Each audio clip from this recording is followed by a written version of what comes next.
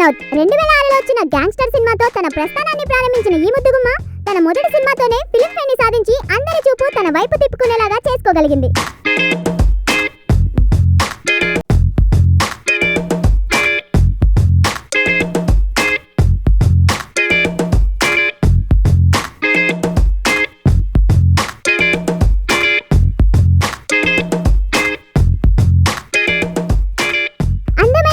అద్భుతమైన నటన, డాన్సులు ఇవన్నీ ఉన్న అదృష్టం మాత్రం కంగనాకి కలిసి రాలేదు.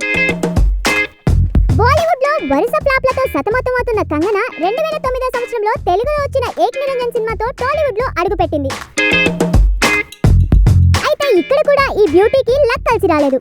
దీంతో ఈ వయ్యారిపై ఐరన్ లెగ్ అనే ముద్ర వేశారు మన సినీ జనాలు.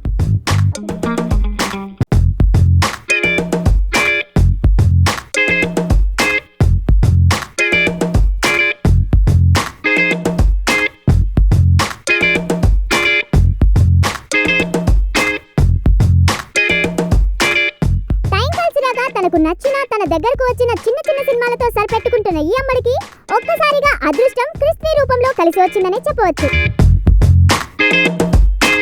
భారీ బడ్జెట్ తో ప్రతిష్టాత్మకంగా రాకేష్ రోషన్ నిర్మించిన ఈ మూవీ రికార్డుల కలెక్షన్ తో సూపర్ డూపర్ హిట్ అవ్వడంతో ఇప్పుడు మళ్ళీ దర్శక నిర్మాతలు కంగనా డేట్స్ కోసం ఎగబడుతున్నారట.